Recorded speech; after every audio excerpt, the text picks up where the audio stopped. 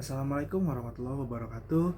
Halo semuanya, pada hari ini saya akan menjelaskan video tentang yang membahas mengenai mengenal strategi memasuki pasar global bagi produk industri manufaktur buatan Indonesia.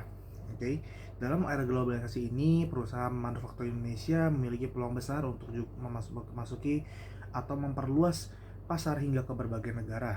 Namun, untuk berhasil di pasar internasional, perusahaan harus memiliki strategi yang tepat agar mampu bersaing dengan produk dari negara lain. Jadi pada video kali ini pula saya akan menjelaskan uh, strategi tersebut dengan menggunakan perusahaan Indofood dengan produk mie instan yang terkenal yaitu Indomie.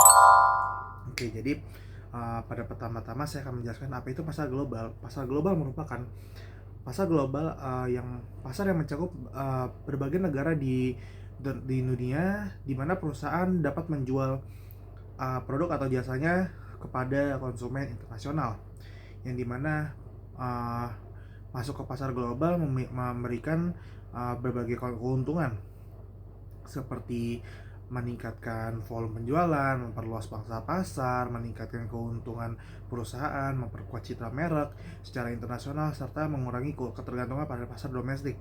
Selain ada keuntungan, pastinya pasar global juga memiliki tantangan seperti adanya perbedaan budaya, lalu ada perbedaan regulasi, tingkat persaingan, dan juga preferensi konsumen yang berbeda-beda pula. Yang dimana pada selanjutnya saya akan menjelaskan uh, mengenal perusahaan Indofood. Oke, jadi di sini ada profil Indofood yang dimana salah satu perusahaan manufaktur Indonesia yang berhasil memasuki pasar global adalah Indofood. Perusahaan ini dikenal sebagai salah satu produsen makanan terbesar di Indonesia dan memiliki berbagai produk yang dipasarkan secara internasional. Produk yang paling terkenal salah satunya adalah Indomie yang telah dipasarkan di lebih dari 100 negara di berbagai kawasan seperti Asia, Afrika, Timur Tengah, Eropa, Amerika, dan Australia. Keberhasilan Indomie juga menjadi bukti bahwa produk Indonesia uh, mampu bersaing di tingkat global apabila didukung oleh strategi yang tepat.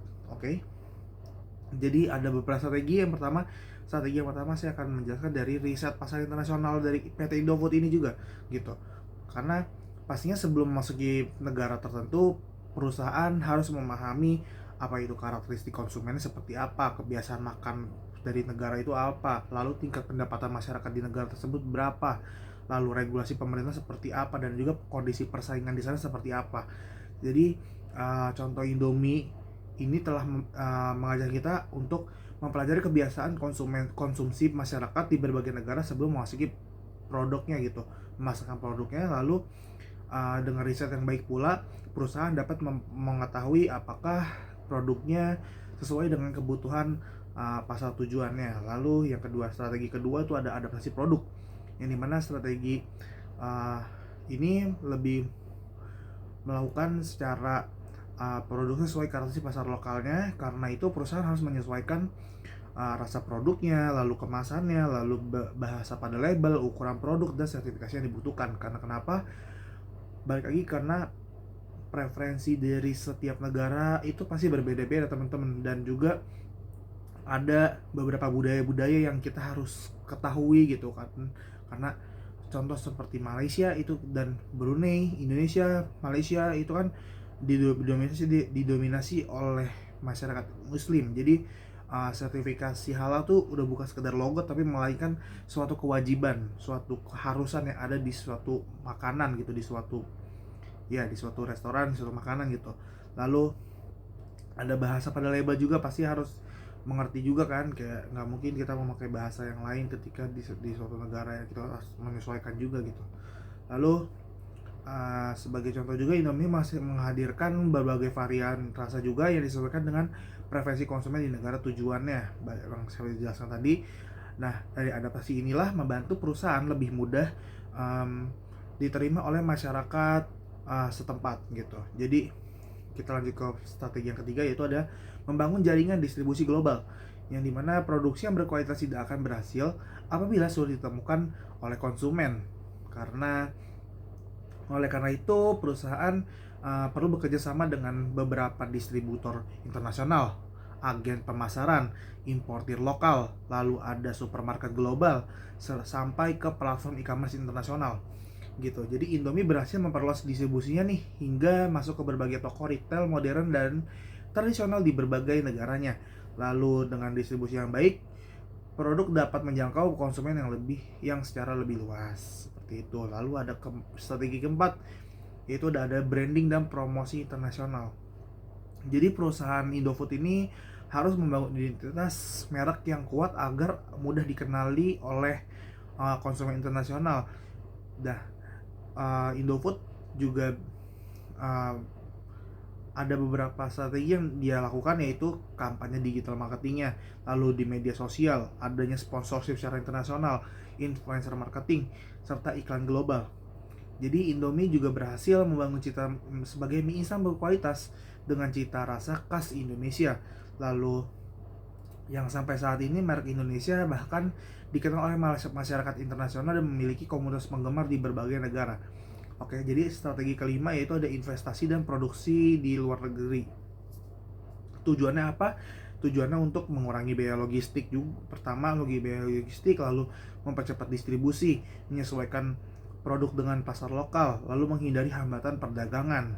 Lalu sebagai contoh juga, Indofood membangun fasilitas Indomie di beberapa negara Afrika seperti Nigeria.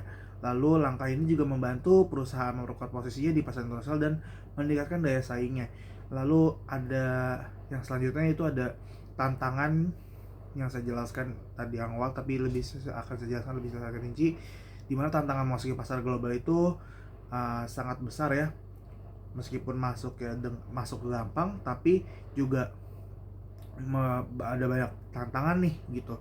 Yang pertama tadi saya singgung, yaitu persaingan global, yang dimana PT Indofood ini pastinya harus bersaing dengan merek internasional yang sudah lebih dahulu dikenal oleh negara tujuan. Misalkan mau ke Nigeria, pasti Nigeria memiliki suatu produk yang lebih dikenal duluan gitu.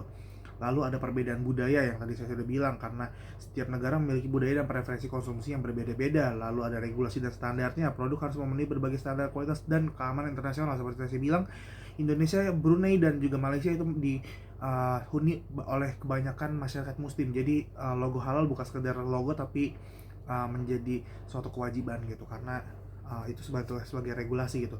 Lalu ada fluktuasi dan nilai tukarnya, yang dimana perubahan kurs dapat mempengaruhi biaya produksi dan keuntungan perusahaan. Yang terakhir ada perkembangan teknologi. Perusahaan harus tetap berinovasi agar tidak tertinggal dari kompetitor gitu. Lalu yang bisa saya dapatkan di sini adalah memasuki pasar global merupakan peluang besar bagi industri manufaktur Indonesia untuk meningkatkan daya saing dan memperluas pasar.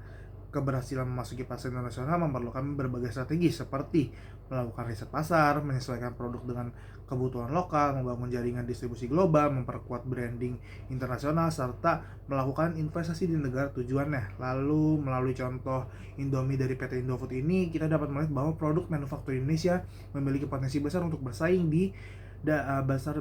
dan diterima oleh masyarakat luar. Lalu juga dengan inovasi, kualitas produk, dan strategi pemasaran yang tepat, semakin banyak produk Indonesia yang dapat menjadi pemain global di masa depan. Mungkin segitu dari saya. Terima kasih semuanya. Wassalamualaikum warahmatullahi wabarakatuh. Terima kasih semuanya. Bye bye. I just had to let you know you're